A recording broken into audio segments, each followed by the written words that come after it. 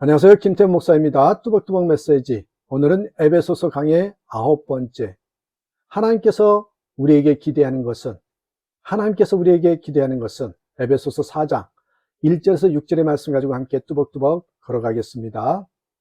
우리가 누리는 가장 놀라운 축복은 예수님께서 우리 마음에 계신다. 예수님께서 우리 마음에 계시다는 것입니다. 그러므로 누구로부터 특별히 가르침을 받아야 하나님의 뜻을 알 수 있는 것은 아니지요. 우리 마음에 오신 예수님을 바라보면 됩니다. 요한일서 2장 27절 너희는 주께 받은 바 기름 부음이 너희 안에 거하나니 아무도 너희를 가르칠 필요가 없고 오직 그의 기름 부음이 모든 것을 너희에게 가르치며 또 참되고 거짓이 없으니 너희를 가르치신 그대로 주 안에 거하라. 그러나 이 말씀을 잘못 이해하면 상상하기도 싫은 무서운 결과가 생깁니다. 그것은 너도 나도 자기가 예수님의 인도를 받았다고 하면서 내가 옳다, 네가 그르다 하면서 다투며 분열되는 것입니다. 이것처럼 해결되기 힘들고 무서운 일은 없을 것입니다. 예루살렘에는 그리스도의 무덤 위에 세웠다는 성묘교회가 있습니다. 그런데 이 교회당은 그리스 정교회, 콥트교회, 시리아 교회가 공동으로 소유하고 있는데 이 회당을 분할하여서 제각기 고유 영역으로 삼고 있답니다. 그런데 1960년대 교회당을 개축할 당시에 서로 자기들 이권만 주장하다가 하마터면 건물이 무너질 뻔하였다고 합니다. 지금도 한꺼번에 경쟁적으로 예배를 드리기 때문에 그 소란함이 이루 말할 수 없대지요. 작가 마크 트웨인이 이런 조크를 한 적이 있습니다. 개와 고양이를 한 우리에 집어넣어 보았더니 잘 어울려 살았다. 새와 돼지와 염소를 한 우리에 넣어 보았더니 얼마 후에 친구가 되었다. 이번에는 침례교인과 장로교인 그리고 천주교인을 한 우리에 집어넣어 보았다. 그들은 바로 싸움을 시작하더니 시간이 흐를수록 더욱 격렬히 싸웠다. 그리스도인에게 너무나 마음 아픈 조크입니다. 유명한 부흥사 빌리 썬데이 목사님이 시카고에서 대집회를 인도하면서 하루 저녁은 하늘을 향하여 크게 소리 지르더랍니다. 여보시오 베드로 사도님, 저기 침례교인 있습니까? 없어요? 감리교인은요? 장로교인은요? 없다고요? 여러분, 이단 하지만 가장 큰 이단은 예수 믿는다고 하면서도 서로 싸우는 것입니다. 그래서 한국교회는 교인들에게 예수님으로부터 직접 인도함을 받으려고 가르치는 것을 두려워하죠. 직접 인도함을 받으면 더 싸우기 때문에 당연히 인도함을 받아야 되는데 그것 때문에 싸울까 봐 가르치는 걸 두려워한답니다. 교인들을 너무 신비주의에 빠지게 하거나 교회가 혼란스러워질까 봐 두렵기 때문입니다. 그래서 목사에게 순종하라고 가르칩니다. 그것이 안전하다는 것입니다. 그러나 그러면 예수님이 이끄시는 교회는 불가능하지요. 목사에게 순종하라고 해서 하나 되지 않습니다. 교인들이 예수님으로부터 직접 인도하심을 받으면 혼란스러워지는 것은 오늘 말씀이 주는 교훈을 소홀히 여기기 때문입니다. 예수님의 인도함을 받았다고 하면서 다투고 분열한다면 그가 예수님의 인도함을 받는다는 모든 말이 다 거짓이라는 결정적인 증거입니다.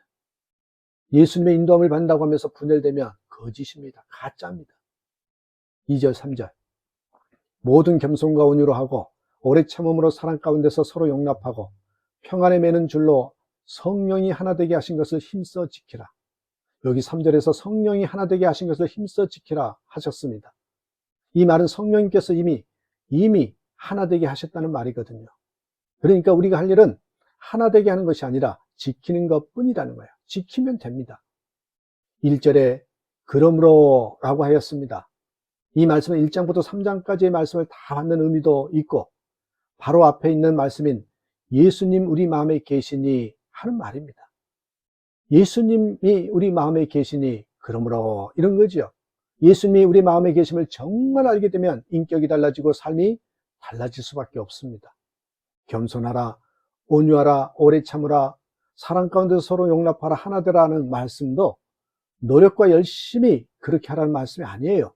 예수님을 바라보면 겸손하게 되고 온유하게 되고 오래 참게 되고 사랑 가운데 서로 용납하게 되고 모이면 하나 되는 것입니다. 여러분, 서로 마음이 갈라지고 싸우다가 존경하는 분이 오시면 그분으로 하나가 되지 않습니까?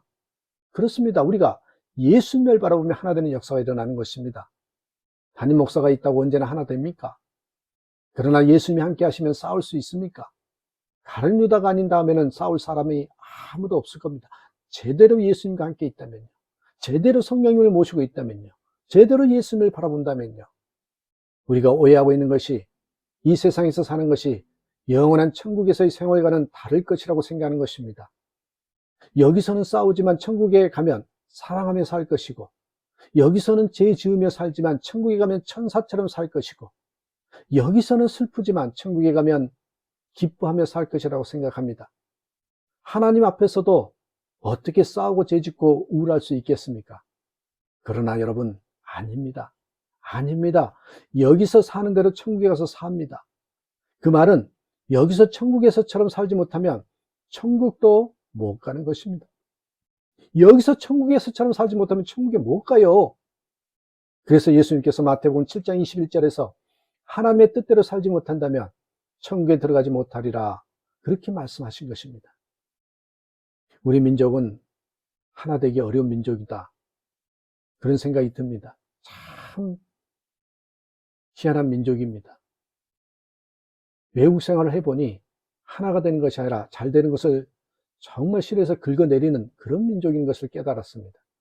그런 치명적인 약점을 가지고 있습니다. 지역주의, 학연주의, 연고주의, 세대차. 여러분, 우리의 고민입니다. 이런 민족이 그래서 통일이 쉽지 않죠. 예수 믿는 성도들의 영광, 교회 공동체의 영광은 하나됨인데요. 그래서 4절에서 6절까지 계속 하나됨을 강조하고 있습니다. 4절에서 6절, 몸이 하나요 성령도 한 분이시니 이와 같이 너희가 부르심의 한 소망 안에서 부르심을 받았느니라. 주도 한 분이시요 믿음도 하나요 세례도 하나요 하나님도 한 분이시니 곧 만유의 아버지시라. 만유 위에 계시고 만유를 통일하시고 만유 가운데 계시도다. 하나됨, 이것은 예수님이 당신의 제자들에게서 그렇게도 보고 싶어한 가장 중요한 기대였음을 아십니까? 예수님께서는 제자들을 위한 마지막 기도를 하셨을 때 무엇이라고 기도하셨는지 아십니까?